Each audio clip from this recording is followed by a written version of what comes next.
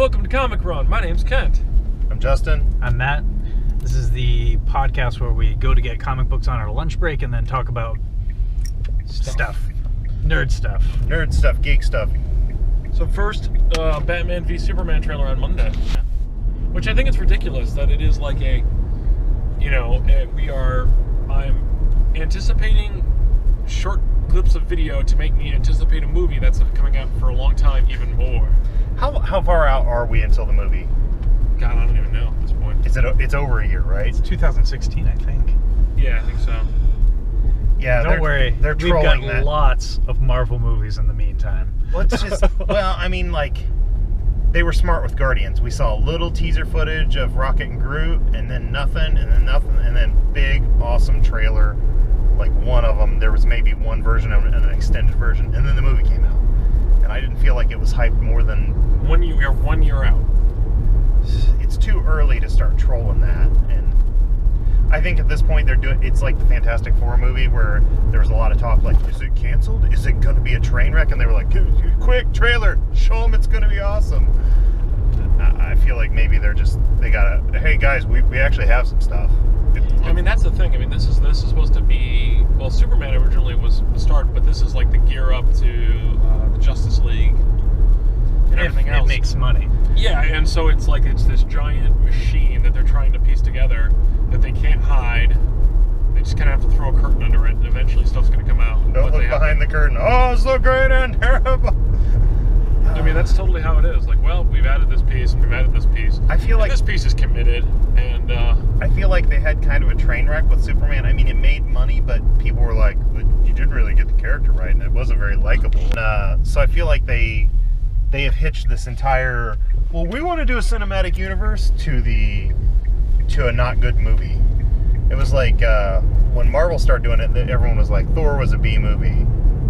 And a lot of people liked it, but Marvel didn't immediately go, everything hinges on Thor. Everything, if Thor 2 does good, they were just like, we're just going to keep throwing movies out there and loosely connect them until you start to get that this is a painting that goes together. And I feel like DC's cinematic universe if you think about DC for the past 10 years, there hasn't been a line or a correlation or anything. But there never was with DC. That was the whole difference between DC and Marvel is it was a bunch of characters that were like in their own universe that got smushed together only later when Marvel started stealing market share. I guess, You're going way back.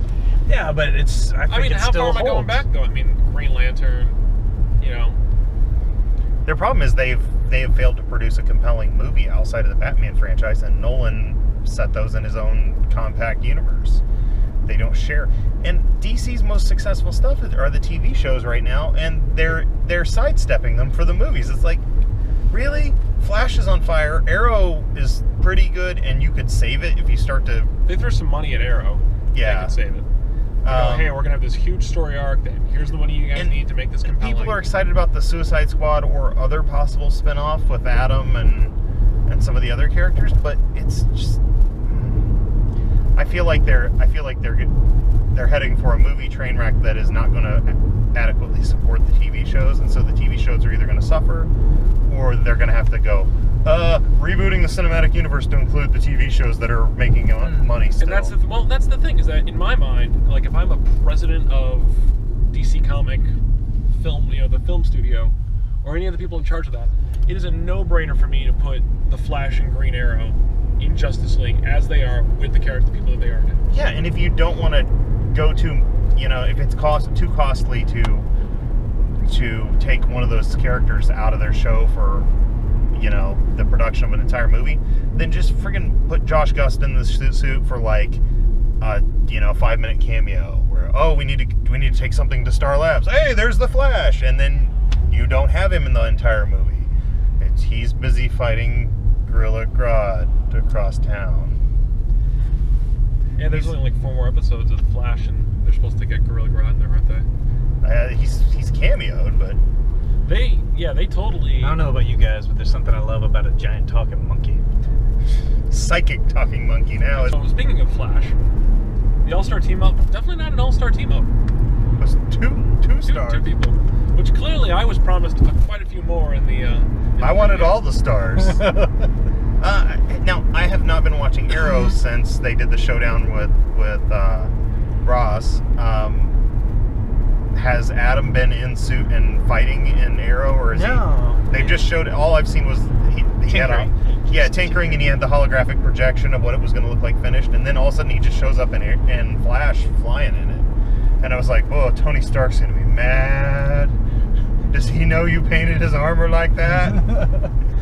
He's kind of a budget Iron Man right now. Yeah, he's like, I'm like year one Iron Man. It's pretty cool. Did you guys can see my whole. You can see. I got an electric flash I can shoot. I got my whole face showing up. I'm going to be on the news immediately. Did you guys see the little miniaturization thing? Like at the About very end, making the he was battery like, smaller. Oh, it's like, oh, thanks for teasing me on the cool power that you had in the comics. I do like that if he hits water, his thing bugs out. So it's a good thing he didn't go through a rainstorm. Yeah. Does he have a windshield wiper that goes across that all glass helmet? Let's hope he never has to fight weather. I just wizards. like how he's like, Just saying. the robot bees are gonna kill them. Well, they can't get through my suit. Yeah, like they got through that skyscraper glass. Isn't it your suit?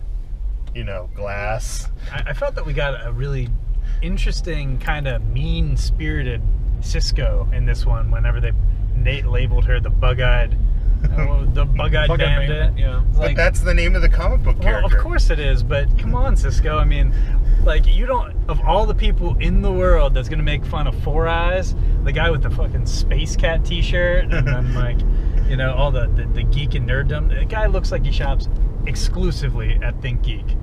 Yeah. Cisco's having cross-timeline nightmares? That's awesome. Kind of cool. I have no idea how the actual physics of that works, but we live in a universe where if you just mash your hands on the keyboard enough, hacking happens. So, it's comic book reality, not real-world reality. Hey man, you got to see some real, intense hacking happening. I'm so mad when she hack spun around battle. in her chair and just randomly smashed the other keyboard. I was like, that's not. It looks like Caitlin Snow's going to become a Killer Frost. She got very angry when they accused Dr. Wells. She got very angry because he's clearly a paraplegic. Clearly, there's no evidence whatsoever to. Is her character Killer Frost in the comics? Yeah. Okay. Oh, nice catch, Ken. I didn't know you were such a Flash fan. She's gonna steal Cisco's other Or are you freeze just a gun, Wikipedia reader? Say again? I wonder if she's gonna steal one of Cisco's cold guns, like if he's built another one yet. Yeah. So I suppose they probably have the schematic somewhere. During the break, she did an interview. Hit the 3D print button. What WonderCon or whatever con was on during the time that they were off, and people are like, "So, are you like a red herring, or are you gonna become Killer Frost?" She's like, "My character might still turn bad." And then, of course, the first episode back, she's like, "Hey, we have this secret. Bullshit! I'm angry." And what about for Cisco of like, "Oh wow, thank you for reaffirming my nightmares." Oh, my nightmares are real. That's scarier. That's worse. Because I also die. And that little flash right at the end where it's like, reverse flash. My daughter looked like, when that happened because it was just a split second. Like, I don't want to go to bed now. Sometimes after we watch Flash or Agents of S.H.I.E.L.D., she needs a unicorn chaser, and we have to watch like an Adventure Time because they're only like 11. Unicorn chaser? Yeah, unicorn chaser. I can't remember if Reddit or 4chan came up with that. When somebody shows you something really awful on the internet, and you're like, oh, you need a chaser to cleanse the palate. So it's usually is that what you're supposed to do as a father? So it's a picture. It's a picture of like a van art, airbrush style unicorn. I thought that was called eye bleach. Same concept. Anytime Henry looks, my I don't know. 9-month-old son looks at me slightly worried. I just look at him and go, "You'll find no solace here," and then walk away. That seems like bad parenting, according to you, Justin.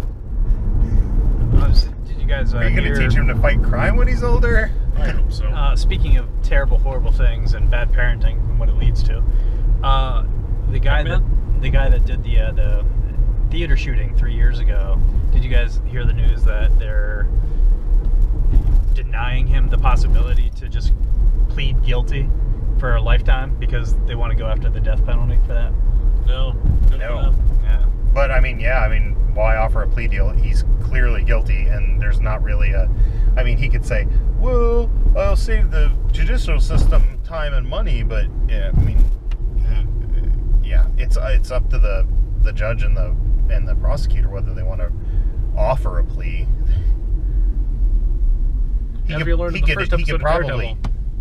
He could plead guilty to the charges, but then they would just move to the sentencing phase, right? Right. So he would still not get a reduced sentence. Yeah. He's gonna be forever locked up. Yeah. Speaking of lawyers, Daredevil. That was. Oh, I started watching Daredevil on Netflix. I finished episode 3. I'm at 2. I only finished the first one. You only finished the first one? Well, I'm watching Game of Thrones. We just got HBO. Lame. Did you watch Game of Thrones? No, I have not watched any Game of Thrones. I haven't read the books yet either.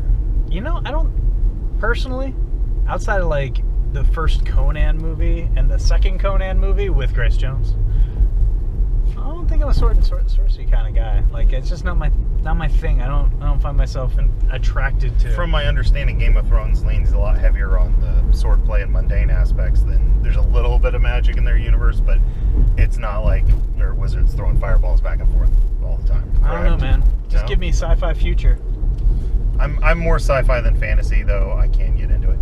So anyway, Daredevil. Yeah. Looks fun. Looks good. Everybody enjoying themselves? Yeah, it's been really good. I'm really impressed with the latest Netflix series. Both Kimmy Schmidt and Daredevil have turned out to be really. Did you Kimmy Schmidt? No, we're like 4 episodes in or something. So good. But I've been impressed with the production value and the writing. And I mean, after Arrested Development, I really was skeptical that any of their new series would be good. Which taco place am I going to? This one or that one? Let's go to George's. Okay. So yeah, I've really enjoyed Daredevil so far, and the martial arts choreography is top notch. Considering that it's a web company series, I really expected it to be light on combat. Cause like Arrow was the first season, there were some awesome sequences, but there were episodes where you're like, we're gonna go the full length of this episode and only get a 2-minute fight at the end, aren't we? And then you watch episode 2 of Daredevil, and they have a 5-minute long no cutaway martial arts sequence. Pretty much everyone just like going, look at us, we're badass. There's just like mic drop. Deal with it. Any questions? What I love about it is that how much of his fighting style, while he is kind of ninja-like, they've really avoided just having him Batman everything to death, where it's like precision martial arts. There's a lot of just brutal boxing in his technique. Which is awesome. And a lot of times he gets hit and he gets knocked on the ground and he gets up and then proceeds to just wail on somebody. And it's not a clean fight. It is not a clean fight. It is not the oh, that's not a part. I'm totally in control.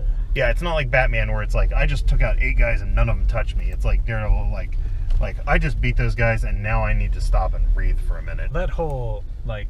Actually, I take that back. I watched the second episode. Yeah, when he ends up in a dumpster. Yeah, that one's an excellent episode. So you guys struck out and got nothing this week? Yep. I picked up Convergence number 2. I'm still not sure I like this plot. And Adventure Time 36 for my daughter. Because it's always good. And Adventure Time Protector sleeve for cards. Because we have a couple Card Wars decks, and it helps you keep the 2 players separate if you have sleeves on them. So I'll get some more another week. I think Deadpool died. Issue 250 had some cool stories and some good art, but I felt like they oversold the whole death of Deadpool thing because... It's a joke book. Yeah. Well, because at the end of it... spoilers? Everyone dies. Spoilers? Everyone on 616 dies. Well, not... they get pulled onto Battle World. Earth 616 collides with the Ultimate Universe Earth, and Deadpool is killed in the explosion as the 2 planets merge. And so basically he dies alone. He dies surrounded by his family and friends. It's like his one redeeming moment, and he's like, this is pretty nice. His wife, which was she weird. Was burned horribly. Oh wait, who's his new wife? I can't remember what her name is. She's a death goddess or whatever. Right. She's not the death he's been dating for a long time. I haven't been following Deadpool until the last like 4 issues, so. I love his wife visiting Captain America. One of the backup stories. Yeah, they're trying to bring her up to speed because she's like an avatar of destruction or something, and she hasn't visited Earth in like how many 100 years? Thousands or something like that. And so he's trying to bring her up to speed on like 80s trivia, and at one point he just takes her to go see Steve. Old Captain America. I just love Deadpool and old Captain America. Yeah. Not new Captain America, the Falcon, or all new Captain America, but I love him in old. Steve's like crotchety now. He's like, I'll give you what they gave me when I thawed out. And he just has a box full of like sports almanacs and Star Wars DVDs. He's like, here, this will get you up to speed. You won't like it. You won't like it. None of it's good. Hey, did we talk about the Atari documentary that's up on Netflix? Oh, I watched that the other day. Is this the landfill one where they find the ET? Yeah. Is that any good? It's interesting. I mean, it's like, if you don't know anything about the history of Atari, it's pretty much the history of Atari with that kind of... As the hook? The anchor? As the hook. I haven't watched it. You said it's Netflix? Mm-hmm. Yeah, it's on Netflix. We did learn... Oh, go ahead. It's... I did not know anything about the 1983 video game bust, where it went from like... The market shrunk by like 95%. You didn't know about the video game crash? No. Man, you're just too young to know it. Yeah, when I was a kid, it was like you would walk past. I was too young to own my own video games. Like maybe your parents would have owned something. We had some sort of ColecoVision knockoff that had a light gun and some paddles, and it was like a Sears 13-in-1 game or whatever. Where you turned the dial and all the games were some variation on a Pong type layout. And then Atari had hit. Wasn't like my parents were going to buy an Atari, but you'd go to somebody's house and they'd have one. And then I remember, like, Electronics Boutique was kind of the place where everybody... Or not Electronics Boutique, I'm sorry. KB Toys. Because back then they were still in all the malls. KB Toys would have a huge rack of video games up front. And you had to pull the card and ask them to go get it for you. But I remember being at the mall and seeing all of the video game books were on super clearance sale at the front of the store, and all the cartridges were like, it was like buy 3 for $10 or whatever. Everything was buy one get one, or pick this many for this price, because they were just trying to get them out of their stores to get the space back for things that were profitable.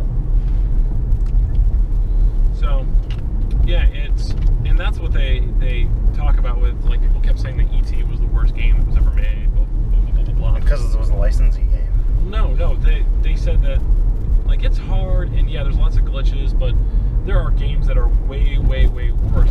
It's just that E.T. became something of legend because it was kind of the last game before the crash. Yep. And they didn't actually, when they dumped when they did the landfill dump, that was just them getting rid of merchandise that was still, like, just around. Right, it was going to cost them money to keep it in the warehouse. It's just like how distributors write off comic books, magazines, where they're like, this is never going to sell. Right. I'm destroying my copies and I want my inventory. I want my money back. Old calendars. Which is fascinating, because you go to the history of the record industry too, and a couple guys, like, their first job at a record store is like, hey, go in the basement, shatter all these records. Like, so like to someone that loves records, loves recordings, the fact that oh, that shit's never going to sell. Break it. Here's the shattered pieces. Can we get our money back? Yeah, or magazines getting shredded. You have to send the covers back or whatever.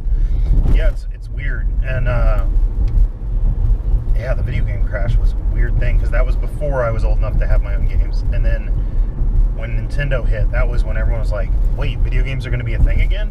Oh, they're way better now. Oh, this is affordable now."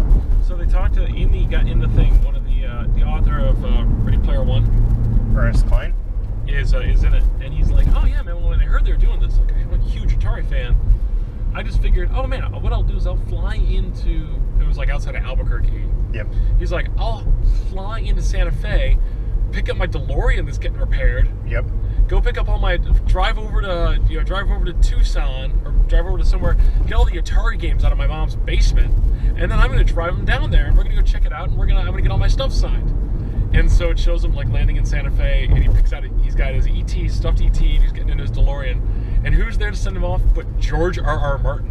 He's like, "Okay, have fun." I've seen that picture of them both sitting in the DeLorean. He's like, "Have fun. Call us when you get there. Thanks, George R. Martin. He when he did his book publicity tour, instead of paying a agency to handle it for him, he booked a lot of bookstores and he drove cross country in the DeLorean, and with his proton pack in the trunk. He spent all of his like nerd money when his book hit the New York Times bestseller list. He spent a bunch of the nerd money on a DeLorean, a proton pack. It's whatever the accelerator thing is from Buckaroo Banzai. He bought a bunch of really weird nerd props and then loaded them off his car and drove from bookstore to bookstore and would take pictures with fans like standing in the DeLorean. That's kind of awesome. Pretty brilliant. Yeah, but yeah, the other one is that the ending of the thing of talking to everybody, and it was like E.T. was not the worst game. Man, Adventureland, that was the worst game. Oh God, you could never play. That was unplayable. That's bullshit. The only problem with E.T. is it was a bad game, and if it wasn't a licensee game, it would have just faded into obscurity, and they never would have reordered it. But because it was a movie tie-in, there was all kinds of oversight and deadlines, and then there was a minimum order of. Well, he said he wrote the game in 5 weeks, and that because they were owned by who were they owned by? Warner Brothers? Universal? They were owned by somebody, and they wanted so badly the licensing, like they wanted Spielberg to come work for them in terms of the movie, like the movie house. Yep. So they bought a ridiculously large number of. They were like, this is going to be huge. This is going to make us. Yeah, I think they paid something like $30 million for the rights to the game alone. And so they overproduced the cartridges, anticipating demand that wasn't there. Yeah, but Spielberg got final approval. He's like, yeah, I played it. It was fun. I love it. It's my great game. It's my favorite game. Spielberg cannot play video games. He was like, yeah, that looks great. Do it. Oh, no shit. You were able to pixelate. Yeah, that totally does look like E.T. Oh, look, his neck goes up and down when you press the button. Cool. Yeah. I've never played that game. Yep. Something tells me that Steven Spielberg was mad high during that period of time, right after Jaws, Indiana Jones. He was just rolling up $100 bills and smoking them. Well, it was before Schindler's List, before he got all serious. Man's a visionary, damn it. Jaws. I love. I mean, he is just one of those dudes. He's gonna do the Ready Player One movie. Yeah. That's a weird. From the guy. Turnaround? Yeah, well, I mean, we were talking about the E.T. game and the guy that read Ernie Ready. Klein. So that's a big come full circle, yeah. It'd be great if, like, you brought that up, like, hey, man, don't fuck this up like you fucked up Atari, okay? I get final last approval, and believe you me, I'm gonna watch that whole damn movie. I'm gonna fire you, Spielberg. You're fired. I want my money back. I haven't done anything yet. There's a writer in the contract. If this is bad, I get to bury you and the film in the desert. What else? That guy though. He probably was one of those guys like walking, like they met in Spielberg's house. Yeah. And he's just like, holy shit, the whip! Oh my, holy shit, the Indiana Jones' fucking gun. Okay, do you have George Lucas's phone number? Can we go hang out with him? Just like, goddamn, another fanboy. Just get out of my house. Is this an actual movie prop used Jaws tooth, or is this something somebody made you? How much do you want for it? You sign it. You sign me. I'm gonna get a tattoo of your signature. Listen, so Steven, we brought back the. So he was willing to sell. We offered $30 million for the movie rights to the book. But he came back and just said that he wanted all of your props. We don't know what that means. He wants your hair. He's making a doll. What were we gonna say, Justin? Oh, I don't know. What was your phone? Oh, I tried to switch from iOS to Android this week. I picked up a Galaxy S6 right when they came out, and it is a great phone and a really cool piece of hardware. Like, it's gorgeously made, and the battery life's good, and the screen's gorgeous. The camera works really, really well. I could not convert to Android. And I mean, I know how to use Android. I have a Nexus 7 that I run Cyanogen on. I'm sorry, you run a what? Cyanogen. It's like an open source version of Android. Oh, okay. It's kind of community built Android that has everything unlocked. Got it. Were you just shouting at it angrily? No, it's just, I mean, I got used to the notifications being different. My problem was like... How many meetings did you miss? No. I kept it over a weekend. I tried it for like 3 or 4 days, and then and was just like, I'm going to take this back within the return period. The problem I had with it is, say, how many apps do you think you use regularly every day? Like 5 to 9. There are ones that you're in every day.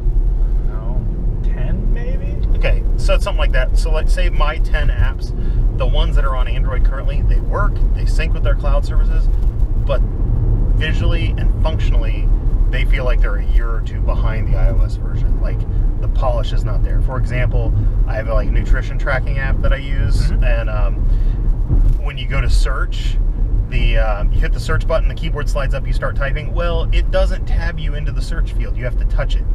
And so you've already entered whatever it was you were looking for, and then it goes nowhere, and then you have to go, oh, touch the search bar, the keyboard comes up again, and redo it. And it's one of those things that a programmer should have been like, oh yeah, that's dumb, I'll fix that. And it just got pushed in a version. But it's been like that for like a year because their primary push is on the iOS version of the app, not updating the Android version. And yeah, that's on the app developer because Android's a cool system, and the new version, Lollipop, is pretty polished. But their app store, the state of their app store feels like iOS 2 years ago. And then there's like a lot of apps where they have cool new features in iOS and there's no equivalent feature in Android. I've gotten kind of addicted to the health app on iOS because now my exercise stuff and my diet stuff. Reads your blood, right? Reads your. If you have the new watch, which is not out yet, but like I wear a fitness band and I track my workouts and I track what I eat. All that syncs to health and shares with all those apps together. And so like I don't have to enter my exercise on my diet app to see what my calories are for the day. It knows that, and there's no equivalent to that on Android right now. And they're getting there. There's a new health app for them, but it's 6 months or a year behind. So I was just like, you know what? The iPhone 6 and the Galaxy S6 are basically, you can argue that one's specs are better than the other because the iPhone's got a completely different class of processor. But if you hold them and use their OSs, they respond about the same speed. They take pictures about the same grade. They're almost the exact same size. I was just like, screw it. I still use my iPad a ton. I'm going to stay on iOS, and we'll reevaluate this at the next cell phone contract period. So do you think that the iPhone watch is going to save the watching? Like, do you think everybody's going to start wearing watches now? I mean, I think it affects the smartwatch category, the wearable industry. I don't think it affects watchmakers. I think people either wear watches or don't, and they consider them jewelry or expensive timepieces because they're into that, or they don't. I think the days of the really cheap, Timex wristwatch are probably pretty done. I mean, there's a huge surge in wearables right now. I mean, I wear a health tracking band that keeps track of my steps and my workouts and that kind of thing. And I think that stuff's just going to get better and cheaper and better and cheaper until everyone's got some kind of a little Bluetooth doodad, if they want it. And maybe it's not for everybody, but I think that stuff, it's like how VR is pretty cool right now in the prototype stage, but in 2 years it's going to be cheap and everywhere. Actually on the smartwatch thing, the Galaxy, well, on Android they've created a whole new class of device called Gear. Originally it was Galaxy Gear was the big one. It's called Android Wear or Android Gear, I can't remember. But that's all their wearables fall in that category and use the same kind of programming model to work. But they're actually trying to get the Galaxy Gear watch, the newer, cheaper one. They're building an app to make it talk to iOS so it can do your text notifications, and it won't be nearly as integrated as the Apple Watch, but it'll still be able to go, hey, you got a text, you should look at your phone. Hey, you're getting a call, you want to pick it up on Bluetooth or not? And it's much cheaper. I think it's like $179 or something like that, whereas the Apple Watch starts at like $300, $350, somewhere in there. The Apple Watch is one of those things that in a year or two, it'll be like the first iPhone, where the iPhone started at $700 and then it dropped in price once, and then all of a sudden it was like, hey, we worked out deals with the carriers, it's $199 on contract and everybody should have one. So I think that the watch is going to be there in another year or two, and then we'll be like, oh, there's a newer, cheaper one, it's stainless steel instead of crazy unobtainium, and everyone will want everyone one. loves crazy unobtainium. All those people on what's the planet from Avatar? Pandora? Utopia, yeah, Pandora. Welcome to Pandora. Pandora is also the planet in Borderlands. It's also a really great music app. No, Thank it's you. not. It's not good anymore. Nobody uses Pandora. That was a good ending, goddammit. See you